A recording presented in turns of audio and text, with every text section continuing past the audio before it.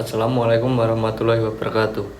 Perkenalkan, nama saya Mahardika Wahyu Pratama dengan NIM 24000241137. Di sini saya akan menjelaskan sedikit tentang bagaimana perlindungan hak asasi manusia dalam perspektif filsafat hukum dan penjelasan salah satu contoh Undang-Undang Republik Indonesia tentang hakikat perlindungan hak asasi manusia oleh negara. Yang pertama ada hakikat hak asasi manusia. Hak asasi manusia atau HAM secara sederhana dapat diartikan sebagai hak dasar yang melekat pada manusia karena kodratnya sebagai manusia, bukan karena diberikan oleh negara. Menurut pasal 1 angka 1 Undang-Undang Nomor 39 Tahun 1999, hak asasi manusia adalah seperangkat hak yang melekat pada hakikat dan keberadaan manusia sebagai makhluk hidup Tuhan Yang Maha Esa dan merupakan anugerahnya yang wajib dihormati, dijunjung tinggi, dan dilindungi oleh negara, hukum, pemerintah, dan setiap orang demi kehormatan serta perlindungan harkat dan martabat manusia. Jadi hak asasi manusia bersifat yang pertama ada universal, yaitu berlaku bagi semua orang dimanapun. Yang kedua ada inherent, yang artinya melekat sejak lahir. Kemudian yang ketiga ada tidak dapat dicatat atau inalienable. Dan yang terakhir tidak dapat dibagi-bagi. Hak sipil, politik, ekonomi, sosial, dan budaya semuanya satu kesatuan. Kemudian ada perlindungan HAM dalam perspektif filsafat hukum. Filsafat hukum adalah cabang filsafat yang menelaah hakikat hukum, tujuan hukum, dan nilai-nilai yang mendasarinya. Dalam konteks HAM, filsafat hukum berfungsi untuk menjelaskan mengapa manusia harus dilindungi oleh hukum. Yang pertama, pandangan hukum alam, natural law theory. Menurut Thomas Aquinas, hukum yang adil adalah hukum yang selaras dengan hukum Tuhan dan hukum kodrat. John Locke menegaskan bahwa setiap manusia memiliki hak kodrati berupa hak hidup, hak kebebasan, dan hak milik. Kemudian negara didirikan untuk melindungi hak-hak alami manusia, bukan untuk merampasnya. Jadi perlindungan HAM merupakan konsekuensi logis dari keberadaan manusia sebagai makhluk moral yang memiliki martabat.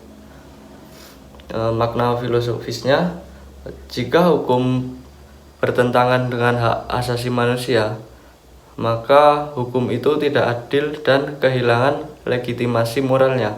Kemudian ada pandangan positivisme hukum. Tokoh seperti John Austin dan Hans Kelsen memandang bahwa hukum adalah peraturan yang dibuat oleh penguasa yang sah, dan kekuatan hukum terletak pada bentuk formalnya. Menurut pandangan ini, perlindungan HAM baru efektif jika dimasukkan dalam sistem hukum positif seperti konstitusi atau undang-undang. Artinya, walaupun HAM bersifat kodrati, ia tetap harus dijamin dalam peraturan tertulis agar bisa ditegakkan oleh negara. Filsafat hukum positivis menekankan kepastian hukum, yaitu agar setiap hak manusia memiliki dasar hukum yang jelas. Kemudian ada makna filosofisnya. Perlindungan HAM tidak cukup hanya diakui secara moral, tetapi juga harus dijamin secara yuridis dalam peraturan perundang-undangan. Selanjutnya ada pandangan filsafat hukum modern dan Pancasila. Dalam konteks Indonesia, filsafat hukum nasional berlandaskan Pancasila. Pancasila menempatkan manusia sebagai makhluk Tuhan, yang memiliki harkat dan martabat. Sila pertama menegaskan bahwa manusia adalah makhluk ciptaan Tuhan, sehingga setiap manusia memiliki hak kodrati. Kemudian sila kedua, kemanusiaan yang adil dan beradab, yang berarti menjadi dasar moral utama perlindungan HAM. Kemudian ada sila kelima, keadilan sosial bagi seluruh rakyat Indonesia, yang artinya menuntut agar hukum memberikan suatu keadilan yang merata. Selanjutnya ada hakikat perlindungan HAM oleh negara.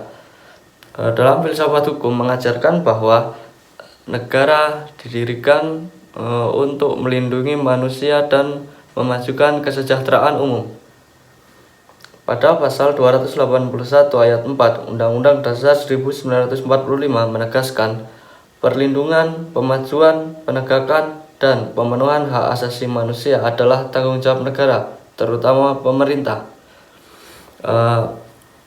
Kewajiban negara dalam melindungi HAM meliputi 4 aspek utama. Yang pertama ada menghormati atau to respect. Negara tidak boleh melakukan pelanggaran hak asasi manusia. Misalnya tidak boleh melakukan penahanan sewenang-wenang, penyiksaan, atau pembunuhan di luar hukum. Yang kedua ada melindungi atau to protect. Negara wajib melindungi warganya dari pelanggaran hak asasi manusia oleh pihak lain, baik individu, perusahaan, maupun lembaga. Yang ketiga, memenuhi atau to fulfill. Negara harus mengambil langkah konkret untuk menjamin terpenuhinya hak-hak dasar seperti pendidikan, kesehatan, pekerjaan, dan perumahan. Yang keempat, ada memajukan atau to promote. Negara wajib meningkatkan kesadaran dan budaya hak asasi manusia melalui pendidikan, sosialisasi, dan kebijakan publik yang berkeadilan. Yang filsafatnya yaitu negara yang adil adalah negara yang menjadikan manusia sebagai pusat tujuan hukum, bukan sekedar alat kekuasaan. Baik, selanjutnya ada Undang-Undang Republik Indonesia tentang hakikat perlindungan hak asasi manusia oleh negara. Yang saya jelaskan ada Undang-Undang Nomor 39 Tahun 1909 tentang hak asasi manusia. Sebagai implementasi nilai-nilai tersebut, Indonesia membentuk Undang-Undang Nomor 39 Tahun 1999 tentang hak asasi manusia. Undang-undang ini terdiri dari 11 bab dan 106 pasal yang secara komprehensif mengatur hak-hak dasar manusia dan tanggung jawab negara. Pokok-pokok penting dalam Undang-Undang Pasal 39 1999. Yang pertama ada pengakuan hak asasi manusia. Pasal 3 ayat 1, setiap manusia dilahirkan bebas dengan harkat dan martabat yang sama. Pasal 4, hak hidup, hak untuk tidak disiksa, dan hak kebebasan beragama adalah hak yang tidak dapat dikurangi dalam keadaan apapun. 2. Tanggung jawab negara. Pasal 8, negara bertanggung jawab menghormati, melindungi, menegakkan, dan memajukan hak asasi manusia. Selanjutnya, pasal 71, pemerintah wajib menghormati dan menjamin hak asasi manusia tanpa diskriminasi. Yang ketiga, ruang lingkup hak asasi manusia yang diatur hak untuk hidup dan keamanan pribadi pasal 9 sampai 10. Hak atas kebebasan berpendapat dan beragama pasal 22 sampai 23. Hak ekonomi, sosial, dan budaya pasal 36 sampai 42. Kemudian hak perempuan dan anak pasal 45 sampai 52. Selanjutnya hak atas keadilan ada di pasal 17 sampai 18. Sedangkan hak lingkungan hidup dan pembangunan ada di pasal 65 sampai 66. Yang keempat, ada Lembaga Pelaksanaan Hak Asasi Manusia. Pasal 75 sampai 99 mengatur tentang Komnas HAM yang berfungsi: 1. Mengkaji dan meneliti masalah hak asasi manusia. 2. Melakukan penyuluhan dan pemantauan.